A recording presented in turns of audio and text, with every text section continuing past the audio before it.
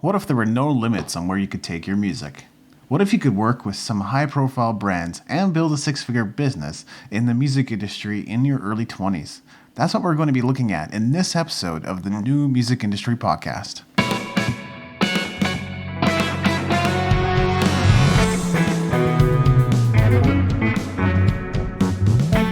You're listening to the New Music Industry with David Andrew Wiebe.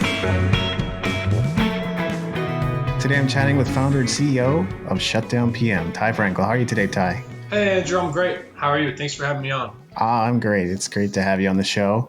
So Shutdown PM is an LA-based music agency, and you've created music for the likes of The Elton Show, Hulu, Fortnite, Red Bull, NBA, NFL, and others. And you're only 22 years old, and you've already built a business that makes $750,000 annually. I've got lots of questions, my friend, but I'd love for you to share. How did you discover your passion for music, and how did that lead to the work you do today?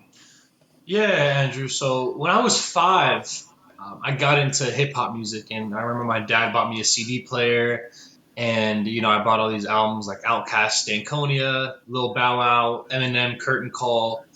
I might have been five or six, and ever since then, I just loved hip hop. When I was 14, I was on these underground hip hop forums on Yahoo Answers, and I was on there for about a year. I was obsessed with underground hip hop when I was 14. That lasted about a year, but someone started producing on there. They, maybe one or two people started producing. They said they downloaded FL Studio, uploaded some of their beats. So I was very interested and intrigued, and then I downloaded it myself. And then since then, it's just, I discovered that it was my passion day one, right when I opened the program up, and every day since then, up until when I started my company, I was just producing, for most of the day.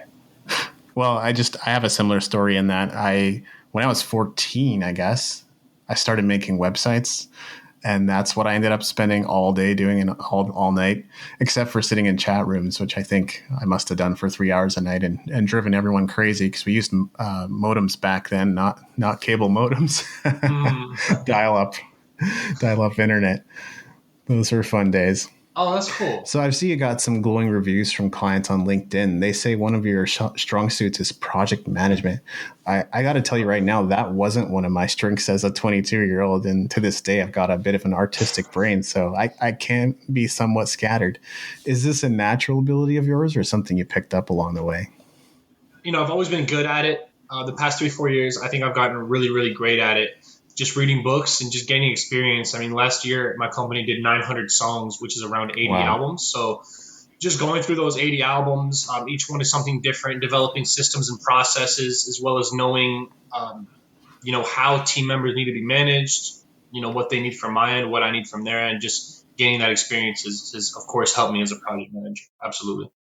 I think hiring or building a team is one of those things that a lot of artists struggle with. It's like, what are my first steps? What if I make a mistake? Do you have any mindset tips to get over that? Oh man, hiring is so hard. It's unbelievably hard. Yeah. Mindset tips, just try to do, well, of course, get hiring tests.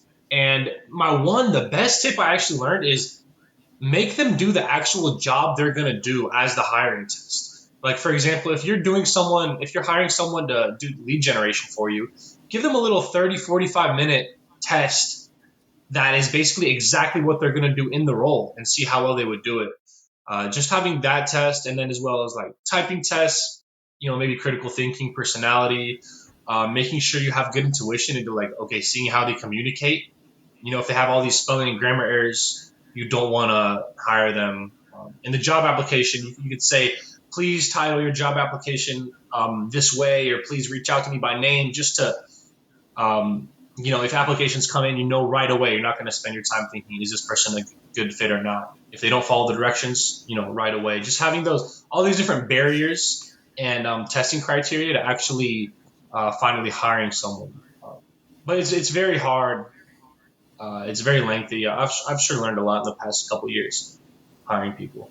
Hired a lot of bad people. So Yeah, absolutely. I mean, being detail oriented, that's a big one, I think. If people can't follow instructions right off the bat, that can be a sign. My coach always told me, I do, we do, you do. So that's kind of the training process, but you show them how it's done, you do it together, and then you confirm that they can do it themselves. And then almost on virtual autopilot, they can do it. But what's the main way you're generating leads for your business?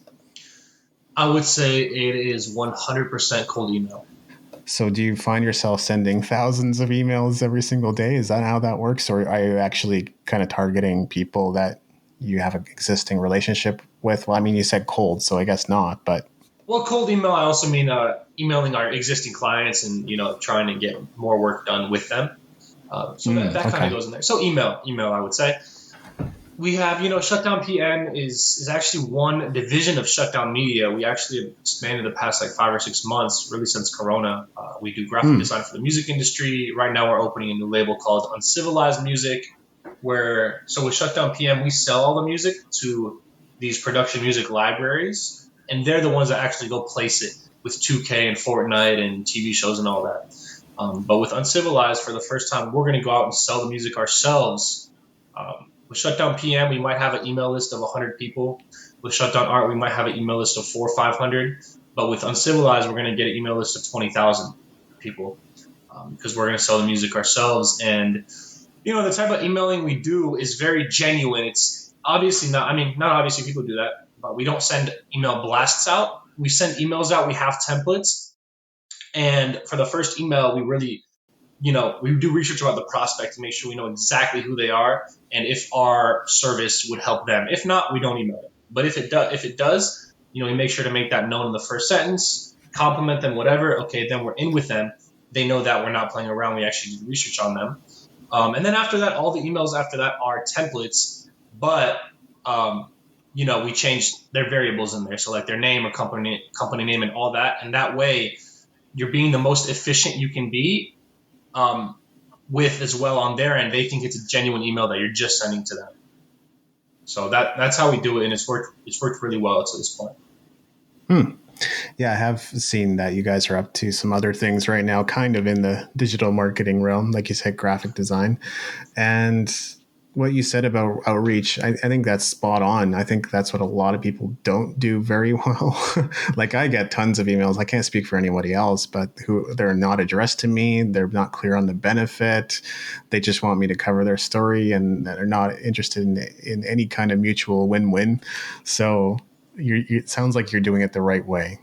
Oh, thank you. I actually love seeing those emails because it just tells you how much, how there's like no competition out there for real, well-crafted cold emails. So I love getting those emails. I just delete them right away and just smile. There's always a smile on my face. It's a really good point. Yeah, absolutely. So many people say the music industry is a tough one to succeed in. What has your experience been like, and what was your mindset going in? I think it's tough to break into any industry. I think if you do all the right things, whether it's working hard at first, working smart, of course, and then just creating relationships, being nice, easy to work with, providing value, and being able to market that value, with a good ROI, making it worthwhile to actually go out there and market a service or product that you have, then I think you can succeed in any industry. So I don't think the music industry is particularly harder to succeed in than any other industry. But I don't know. I've been in the music industry my whole life, so I haven't really experienced anything else. Yeah, I like your answer, and I thought you might answer that way. Absolutely. But I think what you said about believing in yourself, that is huge. Yeah. And I think that's a key piece that people are missing. It's like if you have hard work and persistence, you're kind of off to the races, but then you're still missing a couple of ingredients. And one of them is definitely belief. You could be a hard worker and you could persist, but if you don't believe in yourself, you're not going to do as much, risk as much, invest as much, spend as much time, publish as much, whatever it is. Yeah. I mean, you don't see anyone that's been successful that doesn't believe in themselves. That just doesn't happen. So my business is all about creating the life you want through music. this is kind of a never-ending pursuit, probably for anybody, but I'd love to know whether you have a sense of how far you've come and what you're looking to achieve next. How far I've come, maybe 5% of what I want to do overall. And that's Wow. good for right now. I'm not happy with it. I'm not content with it. I know I could do a lot more. But for example, I could pretty much go live anywhere in the world without really having to worry about money. Obviously, I can't, rent a penthouse and blah, blah, whatever, buy a Lambo, things like that. But, I could pretty much go live anywhere and dine out every day and not really have to worry much about money. I could go travel, not right now during Corona, but, before. So, I mean, that's what music can give you, and that's what any, remote based work can give you, really. Um, is that kind of life? I can manage my team from anywhere. I really don't work crazy hours. I probably work 20 hours a week, maybe. Oh, that's awesome. Yeah. So, I mean, why, I just focus on the super high level things that no one else I feel like can do, unless I had to pay them a couple dollars an hour. So, that's what I try to focus on. And yeah, I think that so far I've done well, but in the future I definitely, one of my goals, 10 million before 30. I think that's a goal that I really want to hit. No, that's great. I guess I'm in a similar position to you. I don't have the revenue figures you do, not even close, but I am able to travel. I am able to enjoy my life. If I want to, I could work just 20 hours a week. I'm choosing to do way more right now because I'm preparing for launches and doing some other things like that. But absolutely, it's awesome. So, That's awesome. what are, yeah, what would you say is like your number one tip for somebody listening going, man, I really want to create the life I love through music? The number one tip, man, just spend like 2 hours a day building relationships. It's really Yeah. simple. If you have the goods and you don't have the relationships, you're just shooting yourself in the foot big time. But if you have both and you're relentlessly pursuing the relationship side of things, then you're gonna do really well. At first, before you even attack that, you want to read books, get your mindset right in how to approach people and how people want to be approached. It's not like, hey, check out my tracks. It's more like, hey, maybe you want to use their first name. That's a very good thing. You want to do research on who you're talking to.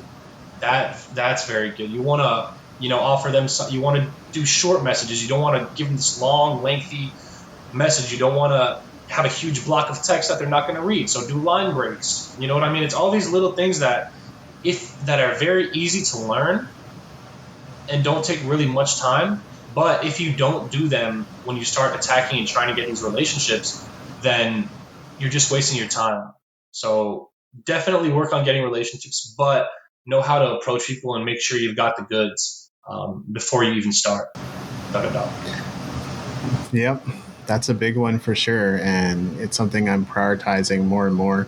I have a Dream 100 list and I connect with those people and I look at what they're publishing and I comment it and I share on it. That's a long term strategy. I don't expect anybody's going to necessarily turn my way and go, oh, David, you're amazing. We need to connect. That may happen down the line, but I know that's worked for some people. Like, it's gotten them to the point of connecting with people like Tony Robbins and even starting business with him. So over the long haul, great strategy.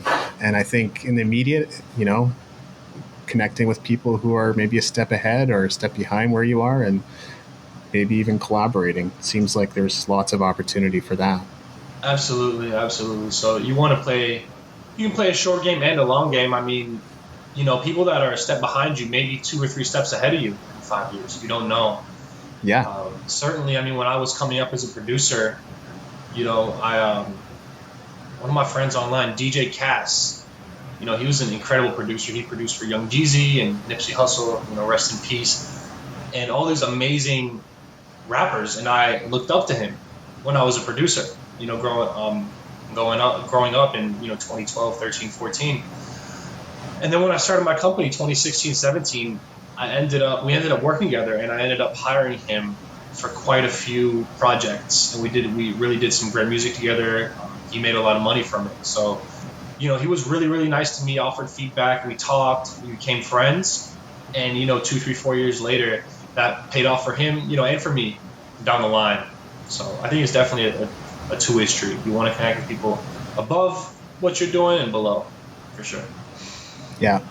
Yeah, it makes perfect sense.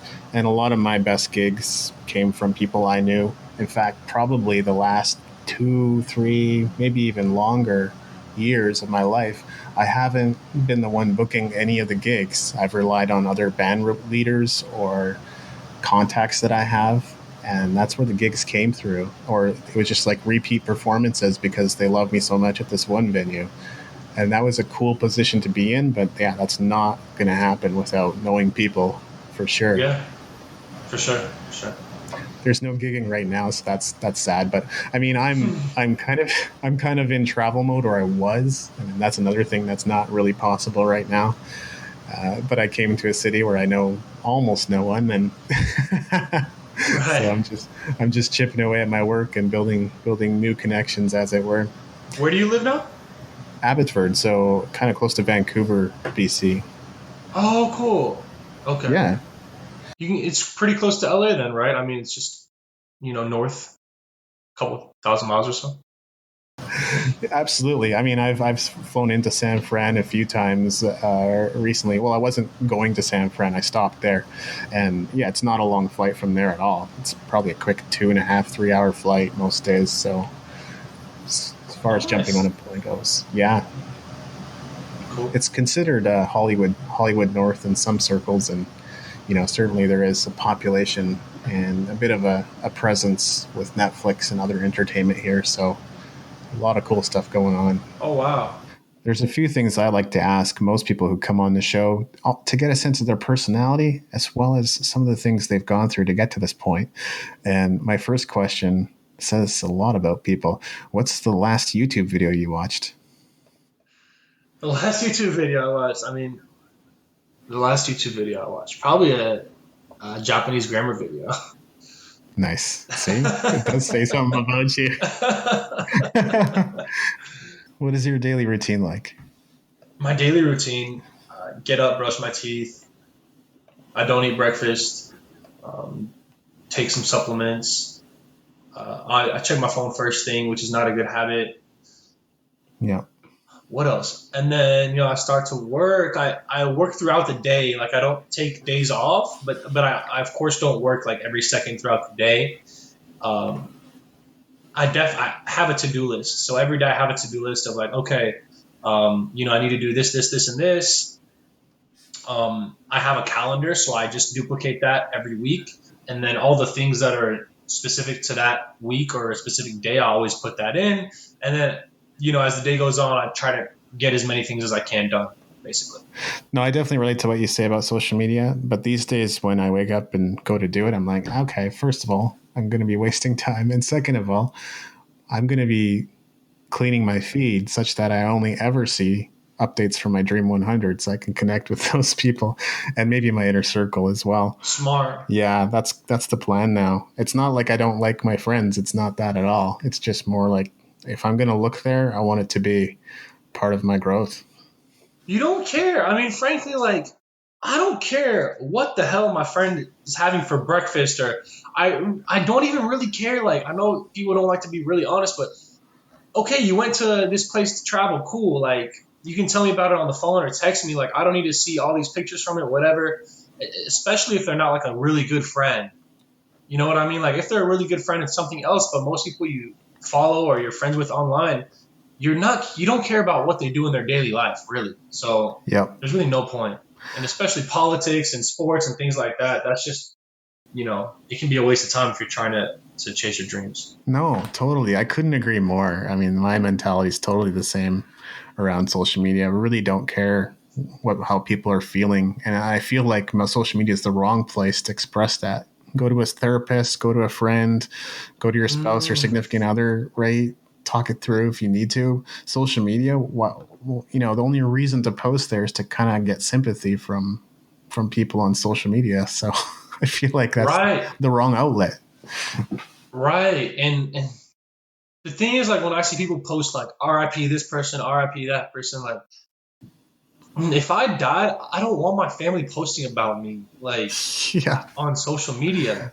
Just grieve in private. I don't think grieving should be, do whatever you want, and I'm not knocking it. But when I see it, I kind of, especially if you didn't know the person personally, like if it's whatever, it's just like I feel like some people are maybe just putting that online so they can score points, Yeah. get sympathy points, or I knew this person, blah blah blah. Um, which it's definitely partially like that with some people, and probably partially not, where they really, they have really good intentions and all that. But Yeah, I think that goes pretty deep. you're right. Yeah, I think some people are totally genuine in posting, and then other ones are just trying to tweak the algorithm so they can beat it. Right. Yeah. But why not be genuine and not post? What does posting give you? Dopamine, right? And that's how it's been Right. designed. It just the dopamine release. So in that case, you're posting RIP someone by, and then you're getting dope. So you're not posting it for them because they're dead. Like Yeah, you're not posting it for them. You're posting it for you, exactly. for dopamine. Which that's what makes me sorry about that. That's what makes me cringe. It doesn't make me feel good when I see that. Totally. I hear what you're saying. Yeah. I think we're totally on the same page there. Hmm. What's the greatest challenge you've overcome? The greatest challenge I've overcome is um, deaths in the family. I mean, that's Hmm. not easy. Yeah, that's definitely the greatest challenge I've overcome, and I haven't fully overcome it, so Hmm. I never will. So Hey, we're on the same yeah. page there too. My dad passed away in a motorcycle crash in Japan when I was 13. Oh my God. Yeah. Oh, sorry, man. Jeez. And in the years that followed, my cousin took his life. Jeez. My grandpa died too. So, yeah, I hear you. I'm sorry. I'm sorry about that, man. You just really can't say anything. Like, I hope you feel you can't even say anything about that. Really, like, No, you know? there's literally nothing you can say, right? That's why I Yeah, like avoid all the cliches too. I'm like, you can't say that to someone. But yeah, I feel for you, right? That's about all I can say. yeah, yeah, yeah. What's the greatest victory you've experienced? Greatest victory is, I think it's just a macro thing, being able to control my life. Um, Obviously, no one's in 100% control, so you could have, get a disease or things like that, or get struck by lightning. But exerting as much control as you can over your own life, and I think I'm exerting. I can do more, absolutely, but I've gotten to a point where it's more than a good amount of people, like including my parents and everything, to where I'm really driving my own shit. Mm. And I know that's a macro thing. It's not like, okay, you work with this person or got this amount of money, whatever.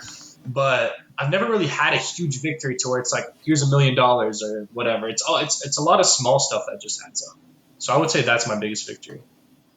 Yeah, same here. Lots of little victories that maybe add up Yeah. to a slightly bigger sum. But I'm Yeah. looking forward to doing much, much more as well. Amazing. Are there any books or other resources that have helped you on your journey? Oh my God. Books have been, without books, man, I don't know where I would be right now. But books, absolutely. I started reading Rich Dad Poor Dad, How to Win Friends and Influence People. The most Yep. basic books. I think you have to start with those, and then you kind of get into the more complex, nuanced books. Man, I took a course in behavioral psychology. That Mm-hmm. really helped me out. Or something like that. Behavioral economics, something like that. Basically, how people act, human, rationality, irrationality, things like that. That really helped me out.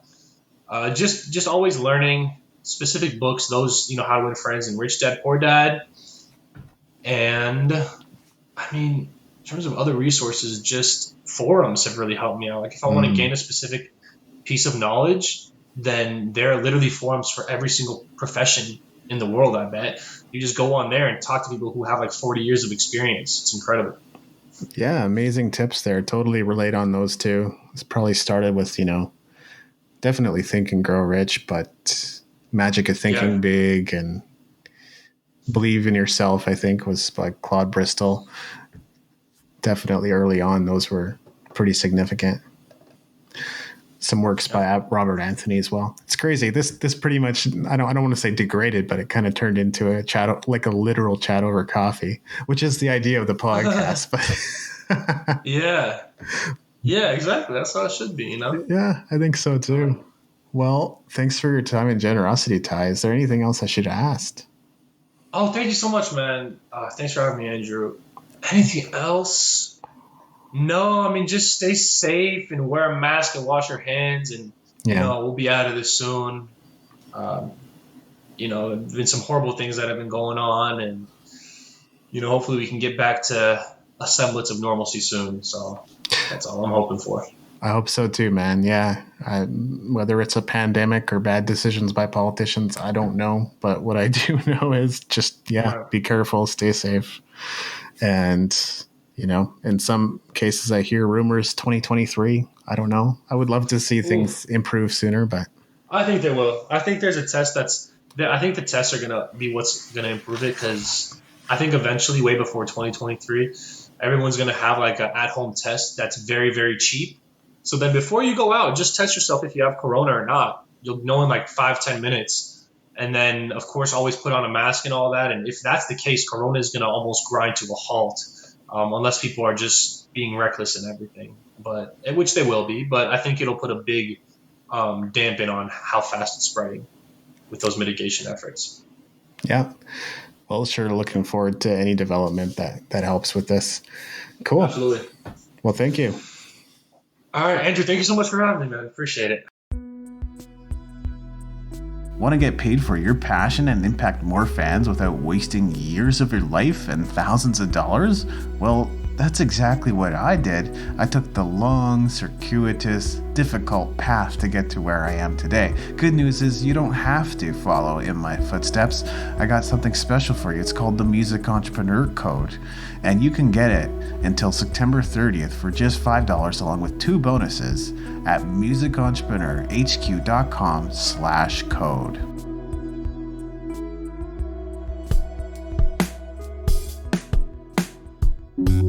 Thank you for listening. Music in this episode was brought to you by Brian Young.